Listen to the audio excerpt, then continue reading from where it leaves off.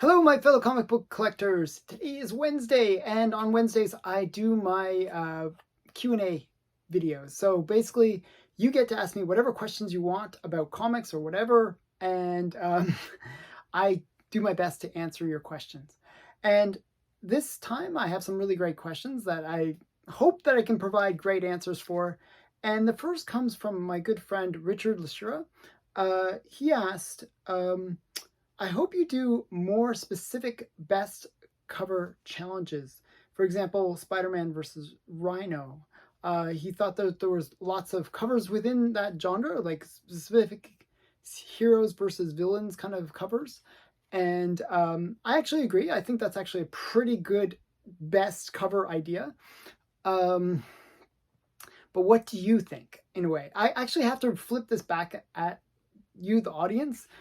I do this Friday week, it's a weekly thing that I do with the cover challenge, where I basically call it my Friday cover challenge, and I ask people to show some theme comic and best covers for that theme.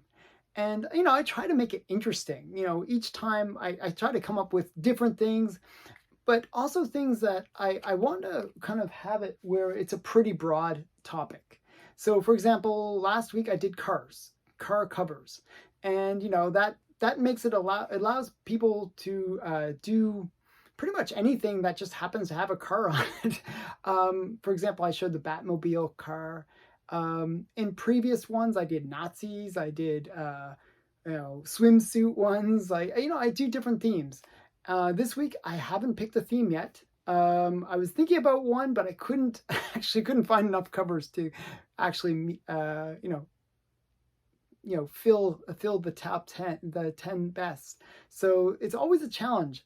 So what I'd like to ask back to you, the audience watching this, is what ideas do you have about what cover challenges I can do? I was thinking like zombies and like sexy girls, or battles, great battles and stuff like that. Like those are some of the ideas I had. But maybe a particular character that you like. For example, best Wonder Woman cover or best Spider-Man cover, or in the case of what Lashira asked, best Spider-Man versus Rhino cover. Or best crime cover. Like I'd love to hear more ideas, because I have to come up with a new topic every week.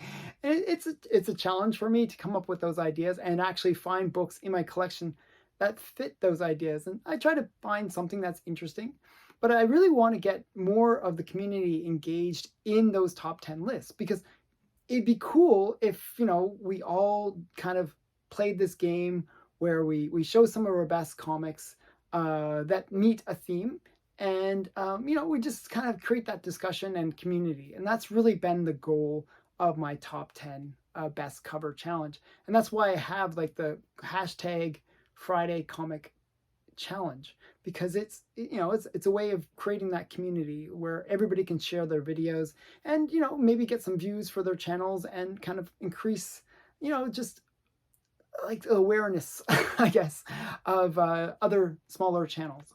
So I hope more people participate in it. There's been a few really great channels that have participated in it. I want to say thank you to those people that have participated in the past comic like cover challenges. So yeah, I'd love to hear people's feedback. Please leave a comment below telling me some of your ideas for future challenge videos. So thanks for that question. The next question is from Troy Percy, and he's also from Cape Breton, which is where I'm originally from. So it's kind of cool. Have you seen the comic frames by Crafti Comics? Would you use them for your raw or slabbed comics? So yes, I have seen these. So Crafti Comics, what they do is they produce these kind of like presentation style cases. They're basically to me, it looks like two plexiglass things. I'm probably giving it disservice in terms of my description. One, maybe a board, actually. It's more of a board, and then a plexiglass in front, and it has like these little pins. And it just basically holds the comic in there, and you can mount it up on your wall. And they make it fairly easy to mount, and they make it like look like much better than the way I'm describing it. So it's like this mount that goes up on the wall. And Journo's Comics, he's the one that really promotes them, actually. That's where I first heard about this, and I was actually looking into them. So they have like a whole bunch of options. They have these kind of stands that you can do where you don't actually mount it on the wall, but you put it in like a stand, and that goes for about $20. And they look really nice, actually. I have to say, they look presentable. Okay.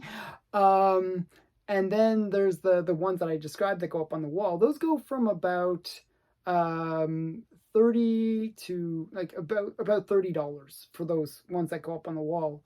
Then they have, like, if you have a slab, like those are for raw books. If you have a slab, they have like these special ones that are a bit bigger, that hold the slab up onto the wall, and they go for about $50. So those are the kind of prices. So you got $20 for just a frame thing, like a stand, $30 for the raw mounted, and $50 for the for the one that's like the slab mounted. And to me, that's, it looks nice, and actually I could see certain circumstances for how to use them. Like if you have like an office and you just want to put up not a whole bunch of slabs, just like the crazy way I have it behind me, but just like 3 or 4, it would kind of look kind of cool. You could make it look very professional. And for maybe some of the bigger books, that would really make sense, and it would look a lot more professional. But I am cheap. I always try to get the best deal. I always try to save money. I buy expensive books, but I save money on other things. So the way I do my presentation, I'll show you what I do to present my comics, and it's just a different option. And this really was a price that prevented me from using Crafti Comics. So I'm going to show you the ones that I use. So for just holding up the comic, just like a little stand, I use these, and these are from the dollar store, and they cost like $1, so Canadian. So even even cheaper than $1 for the US people. So these are like really nice little stands. The slabs or raw comics go into them really nicely. You can see some of them behind me where they're on the stands, and they stand really nicely. It's just easy. And you can adjust them to make it stand more upright or kind of lean them back a bit. But for $1, it seems practical. I've actually even found better looking ones, and these are a little more expensive. They're $1.50 Canadian. So I bought this. This is like the Home Deco one. They're a little bit more substantial, a little wider. So these are good for the slabs. I haven't used this one yet. I have a ton of these things, but I haven't used all of them yet. I use these ones in my office. They look a little bit more professional. I actually have a different one where it's a black, and it looks really, really nice. So I use those in my office. So they look a little bit more professional than these kind of cheapy looking gold ones. But I like these ones too. Just saying. But those are from the dollar store. You can $1, so really cheap. They're really designed for holding family photos, but they work really well for comics. And I haven't had this situation where my comics have ever fallen out of those stands, or the stands fall down. They seem to hold up really well. So I'm quite happy with those. The other thing that I do in terms of holding up my comics is I use this. This is just a piece of it. It comes in like 10-foot long material, but this is called a J channel. And the reason it's called the J channel is the shape. J, it's like a J.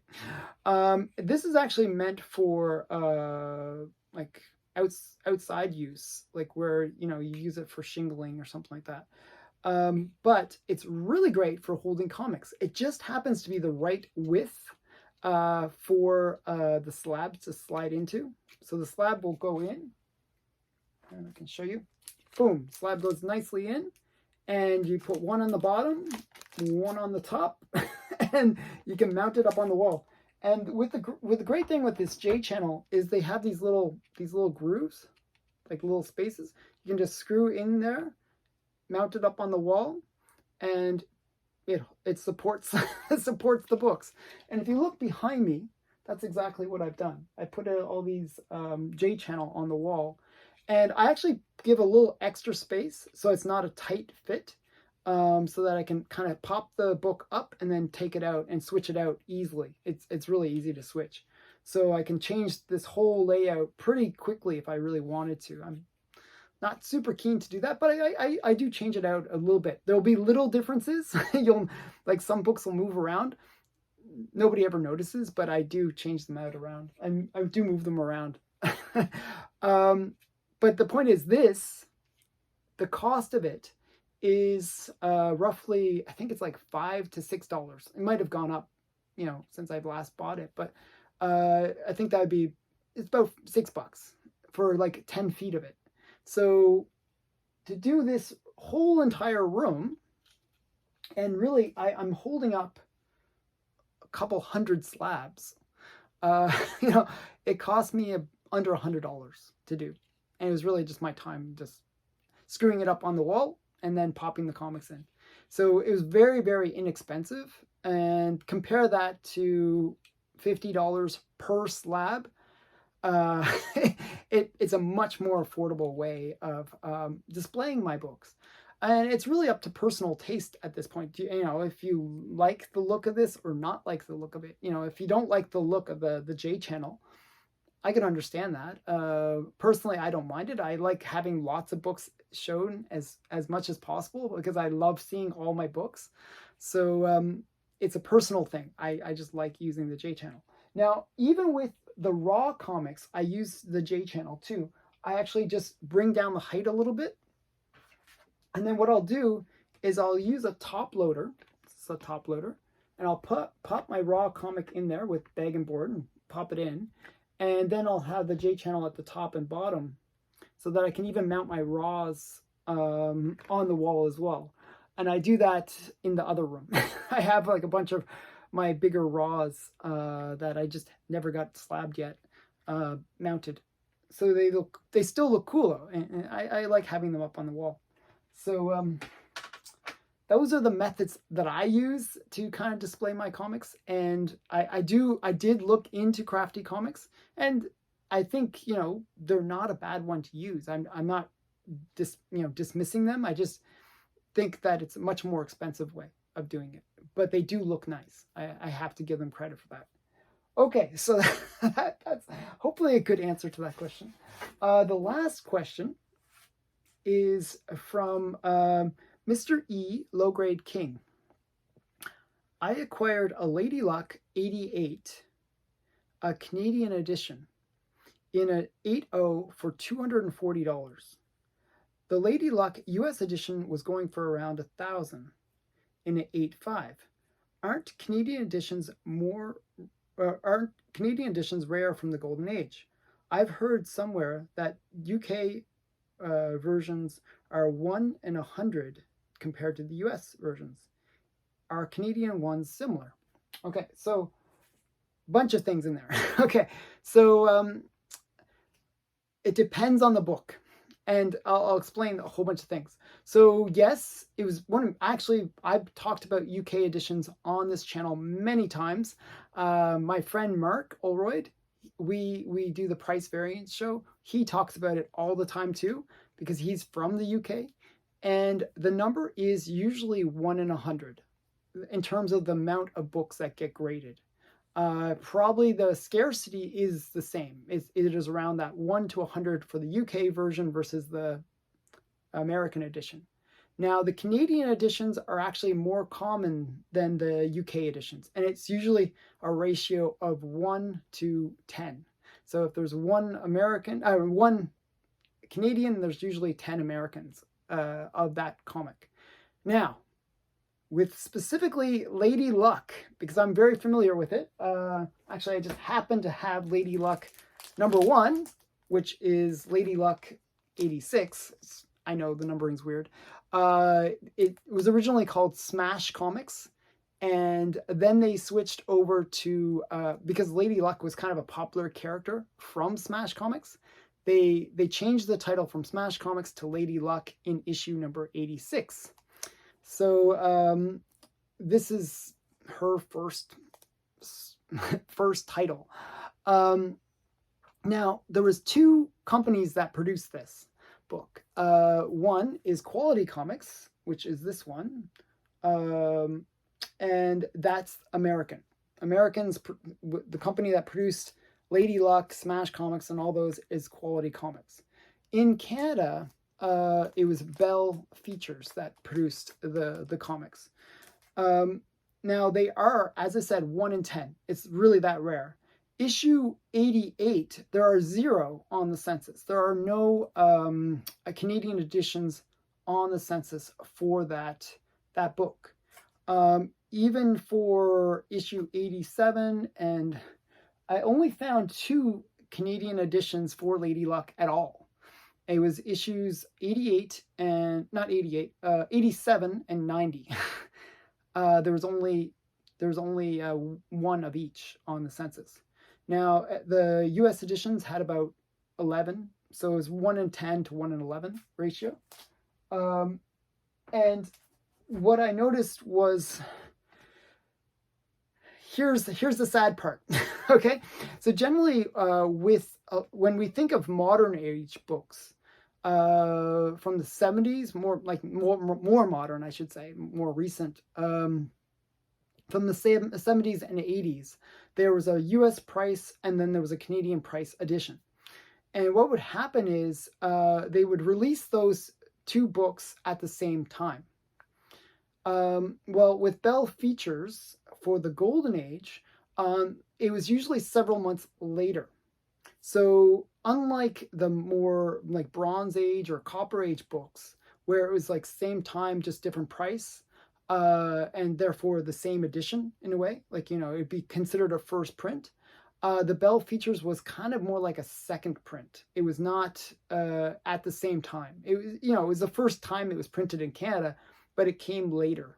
And it's really hard to determine how much later because they didn't date their books. They didn't say, oh, this is published on such and such a date. It is not obvious. So that is one of the issues where you can't really say how many. I'm guessing it's like 3 to 4 months later, but it wasn't at the same time is the big point that I'm trying to make. And because of that, collectors generally will kind of reduce the value. In my opinion, they'll generally give you a lower value because it is, even though it is more rare, it comes out later. It's not it's considered almost like a second print. And generally you'll get a lower value. It's sort of like the Golden Record reprints of the original, big books like Spider-Man and all those ones. Well, those ones are cheaper because they came out later. Alan Class was somebody who produced reprints in the UK, and they would come out several years later. And those are generally, they can be fairly pricey, but they're generally much cheaper than the originals. So this is what happens with the Canadian version versus the US version with Lady Luck, is that it generally is a little bit cheaper. I would say 25% to even maybe 50%, depending on the book. Despite the fact that they are, as I said, much rarer, 1/10. But sometimes rarity doesn't play out as much as it could. And these things can change. I'm just saying this is what's happening now, but it can change over time when collectors say, hey, these are more rare, and they might be more sought after. The big problem with characters like Lady Luck is there's only a few collectors of Lady Luck. It's not like a super popular title. There's people like me, I collect it, but there's not that many people like me that collect it. It's a much smaller market than some of these other books. So generally that kind of hurts the price too. So probably when you got it at $240, that was actually still a great deal. I would say it's worth maybe 400 to 500 range. But much more than that, I don't think so. I think that Canadian edition will hold the price back a little bit because they know that it comes out later. So, so I hope that answers your question. And, you know, I don't want to disparage your book. I think it's still great to get a Lady Luck in a high grade like that. Like anything above like a 6 in a Golden Age book is actually quite a big deal. To get it in an 8 is a really, really exceptional book. And that is, you know, something to be cherished because there's none that are on the census. So I would recommend you get that graded and get it on the census because it's the only one. And there might not be that many copies out there to be graded. So definitely it might, you know, it might be one of those books that because of its rarity, it could, you know, command more than what I just said. But it's one of those things where collectors have to embrace it as a true rare comic. So I hope you enjoyed this video. This is it for the Q&A. If you want to ask me any questions, please leave a comment below with your questions, and I will do my best to answer them next week. Thanks again. Bye.